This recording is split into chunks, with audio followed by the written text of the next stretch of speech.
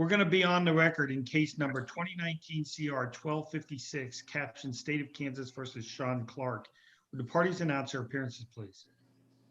May it please the court, the state appears by Assistant District Attorney Taylor Hines via Zoom. May it please the court, Sean Clark, I hope is on. I can't see him on video, but is represented by Patty Kalb, also on video. He is here.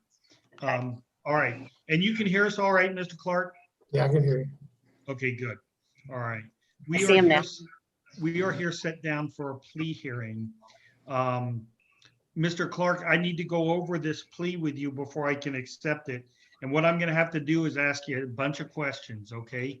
If at any time you don't understand something I ask you, tell me that, and you and I will talk about it until we're sure we're talking about the same thing, okay? And if any time you want to talk to Ms. Kalb before you answer one of my questions, you just tell me that. I can do what's called a breakout room and you guys can go talk in private, okay? Okay. Okay. And Mr. Clark, so the young lady here with us is taking down everything we say. So you need to make sure that when I ask you a question, you answer out loud, okay? Okay. Awesome, just like that. All right, so first things first, I'm gonna need to have you sworn in. So if you would raise your right hand, my court reporter will swear you in. Excuse me. Do you solemnly swear that the testimony you're about to give will be the truth, the whole truth, and nothing but the truth, so help you God? I do. Thank you. All right. So Mr. Clark, how old are you? 44. All right. Now, how far I'm did you go sorry, to did you school? say 24? 44. 44. 44. Yeah. How far did you go in school? Not the 10th grade. Okay. Do you read and write okay? Yeah. All right. Now, I know we've talked about you having a care and treatment case and all of that. As you sit here today, are you under the influence of any prescription medicine that might cloud your mind, keep you from understanding what you're doing? No. All right. Are you prescribed any medications? Any medications for your mental health? Yes. Sustained reggae. What is it that you take? Sustained reggae. Okay. I'm sorry, I didn't get the name of this. Sustained reggae. Mr. Clark, can you spell that? SUSTENSA. Sustained. Okay. IMVEGA. Okay. Now, do those, are you currently taking those medications? Yeah.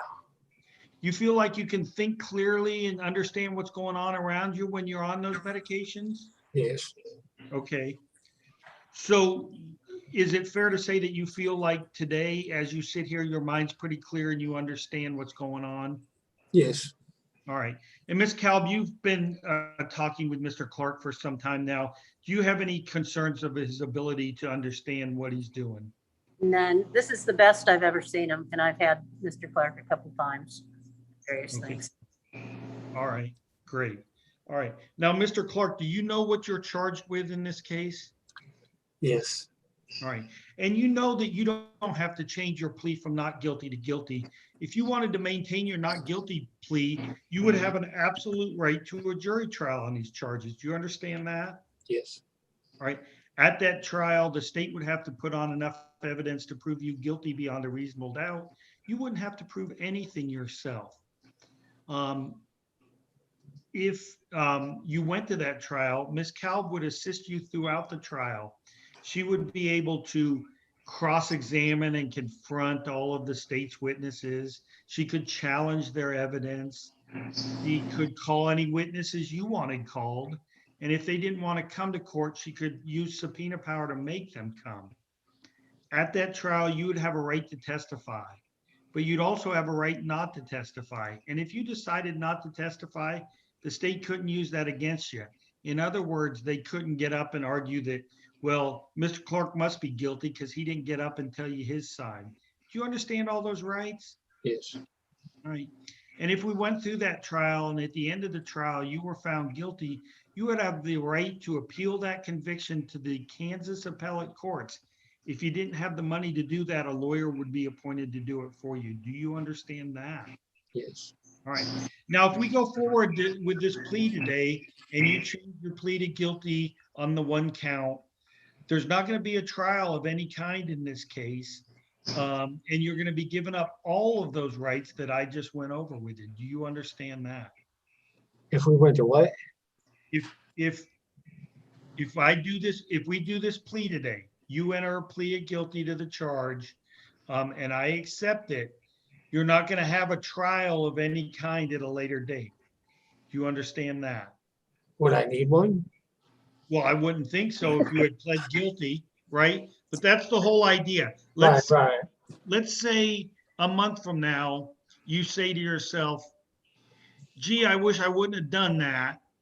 And I want a trial right now where I want my lawyer to try and get me found not guilty by a jury. Now, absent some real legal justification to take that back, that's not going to happen. You understand that? By pleading guilty, you're basically admitting that you did the crime, and therefore there won't be a trial on that issue. Do you understand that? I understand that. Okay. And like I said, all of those rights that go along with trial, like not having to testify and having a lawyer cross-examine the witnesses and things like that, you'll be giving all those up if you plead guilty today. You understand that? So I should plead not guilty. I'm not, That's- look, that's my I original don't tell you plea, what to right? do or not to, I don't tell you what to do or not to do. What was said to me is that you had talked to your attorney and you had made this decision to plead guilty, which I understand that sometimes my questions sound like I'm trying to talk you out of it, but that's not what I'm doing. What I'm trying to do is let you make sure that I understand that you know that you don't have to do this. And if you wanted to go to trial, you would have a right to do that. Okay. So I don't take a position one way or another, you should or should not. That's between you and your lawyer. I just need to make sure that if you decide to take this plea, that you know what you're doing. Okay. Yes. Ms. Cal, do you think you need any time with your client, or do you think we're good? Whoops, we lost her. Okay, she'll be back here in a second. Here's what's going to happen, Mr. Clark. If Miss Cal thinks that, oh, by the way, Patty, if you are talking, we lost your video and you're on mute. If Miss Cal needs to, you and she can go talk in private. If you have some questions you want to ask her before deciding what to do in this. Do you want to do that? I don't understand. Okay. If you want to talk, if you have some questions and you want to talk to Miss Cal in private,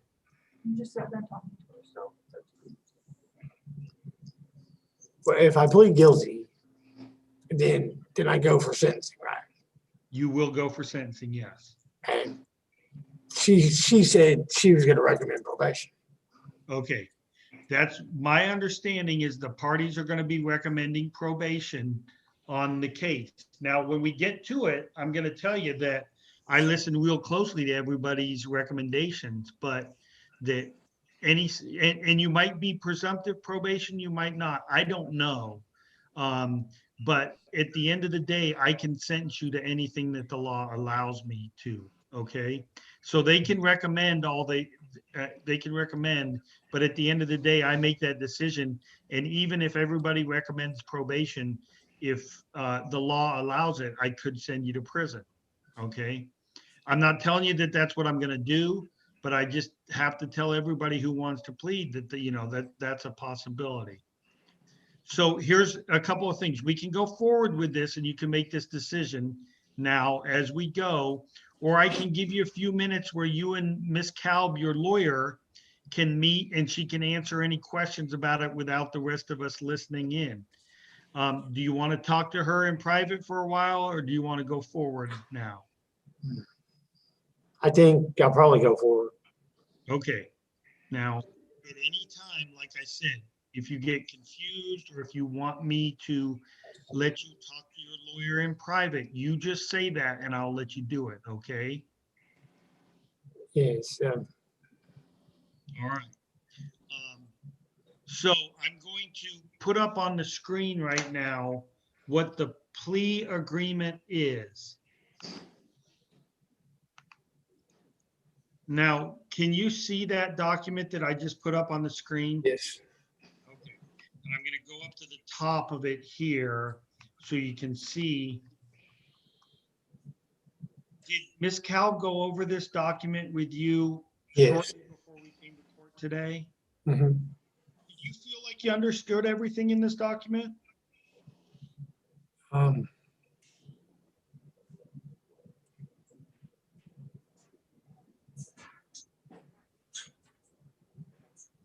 I felt like I did, yeah. Okay. And if you had any questions about it, was Ms. Kalb able to kind of answer those questions for you? Yes, All right. And would you agree that what's in there is basically the same kind of rights that I've been going over with you and what happens when you do a plea? what? So would you agree that the document was basically kind of told you the same thing that I've been telling you about doing this plea, about what your rights are and how you're giving them up by doing this plea and all that? Uh,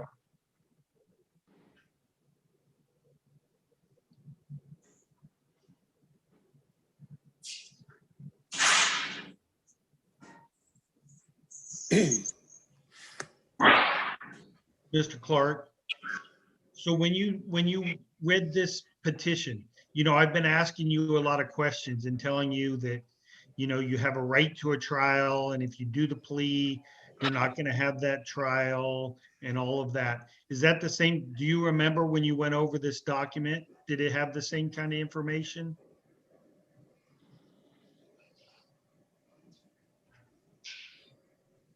It said that, she said that I would have to, basically, they're gonna give me an OR, right? Until, All right. Well, look, we can take that up, but really bond is not part of the plea. Oftentimes, I give somebody an OR if everybody believes that they're going to get probation because there's no reason in keeping them um, in jail on that. But I don't let people make part of bond or make bond part of a plea agreement because it makes me concerned that the only reason that they're doing it is because they want to get out of jail right away. All right. So if that's why you're pleading, if you're saying, I'll do whatever I need to do as long as the judge says he's going to let me go today, I don't want you to do that. Right. I want you to understand what all your rights are. I want you to have a chance to have discussed this with your lawyer and make a firm decision that you want to enter into this plea. If you can't do that, then that's fine. You don't have to do that. so, But let I me, need, we're working this out until we get this 100%. I think I got it. I'm gonna go ahead and plead guilty to it. I'm just gonna go ahead and plead to it. To save Judge. some trouble and everything. yeah, Judge, yes, I Ms. can Kell. tell you, this was the plea agreement back in September, and we went through it at length. And I've also gone through it with him a couple times on this and made sure he could make a factual basis and remembered what he did. And he was able to, and can probably do it for you right now and tell you, Okay. what he did. So, All right. So let me ask you this, Mr. Clark. Here's what they're telling me that your plea agreement is. And you'll see I'll be reading it right off this document that Ms. Kalb went over with you. That you're going to be pleading guilty to count 2 of the information. That's that charge that says you stole a firearm and it's a level 9 non-person felony. They're going to dismiss the other count. They agree that you are an age criminal history and they're going to recommend probation for you. you are going to agree that as part of your probation, you're going to maintain your mental health treatment as provided or as recommended by your case manager. Okay, that's what I call the plea agreement. Is that what you're agreeing to do today? Yes. All right. And has anybody promised you anything else other than what I just read you to get you to plead guilty today? No. Has anybody placed any force or threats against you to make you plead guilty today? No. All right. Now it says in here that you're an age criminal history. And look, they wouldn't put it in the petition if they weren't very sure that you are an age criminal history, which would leave you in a presumptive probation box. But I don't know what your criminal history is, and I won't officially know until we get a PSI or pre-sentence investigation and everybody sees what's in it. So what I have to do today is tell you what the worst that anybody could possibly get for this crime is, okay? In other words, if you had the very worst criminal history, a person who pled to what you're pleading to could get 17 months in prison and a fine of $100,000 with 12 months of post-release. Do you understand that those are the maximum penalties in this case? Yes. Okay. All right. Now, this is very important to me, Mr. Clark. If you have any questions right now about anything we've gone over, what your rights are, what it means to plead guilty or not guilty, what your plea agreement is, anything like that, now's the time to ask me. So do you have anything in your mind that you want cleared up before you decide whether to plead guilty?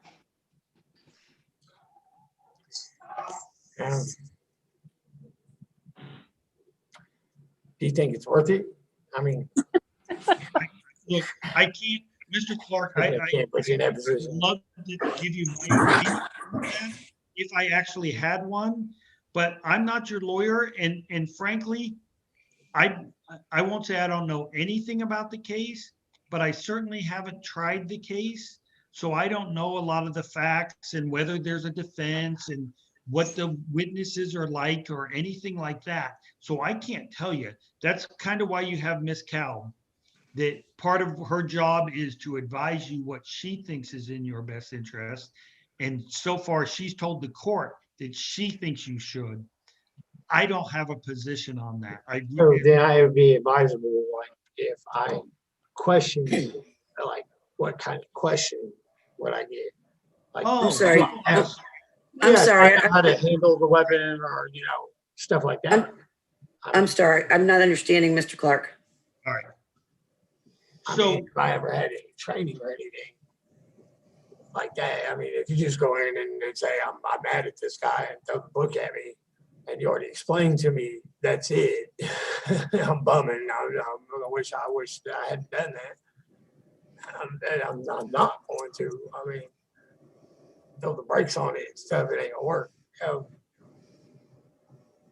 Kind of like Okay. that. I mean, like, did I pull the gun on somebody with intent, but I didn't shoot them? I mean, you're not gonna find out I shot somebody or something, like that. the only, here's the long and the short of it.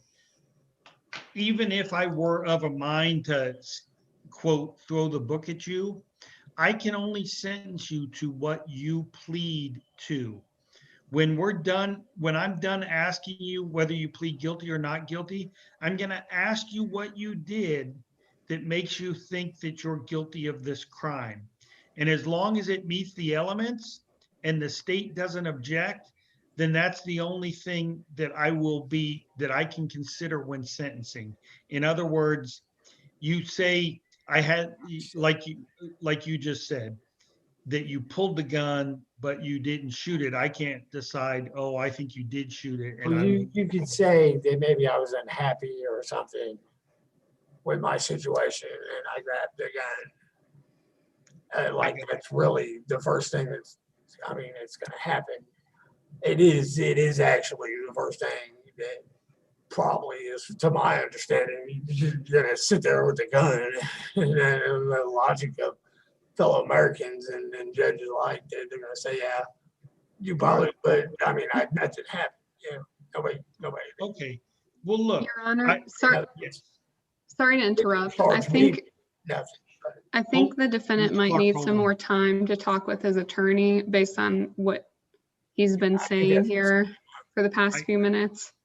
Yeah, it's, I'm not feeling very comfortable, Ms. Kalb, that I'm getting to the point where I feel like this is not for lack of trying on your behalf or mine, that we necessarily have a young man here in front of us who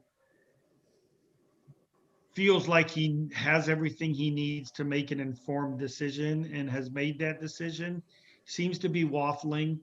What are your thoughts about that?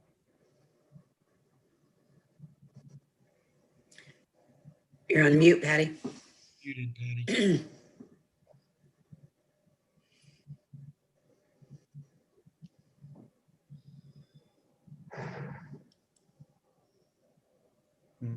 Now you're muted and off video.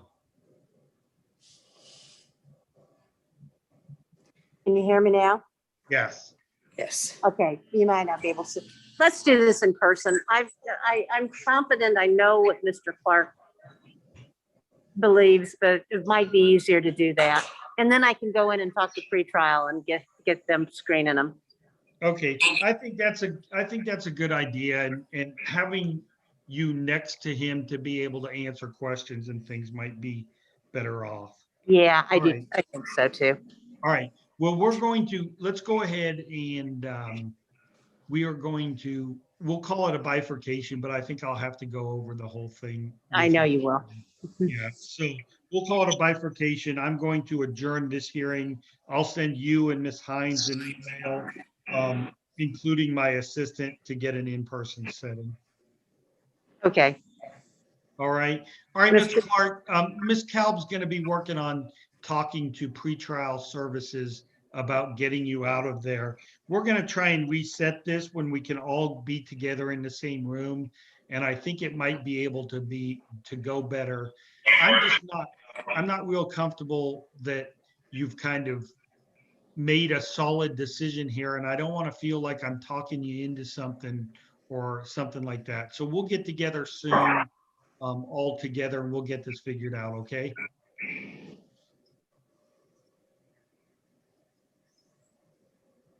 All right, well, that's what we're gonna do. We'll be Okay. adjourned. Okay. I'm gonna go ahead and send that email as soon as we hang up. Other Okay. things for our record today. no. No, Your Honor. All right, we are adjourned. Thank you, everyone.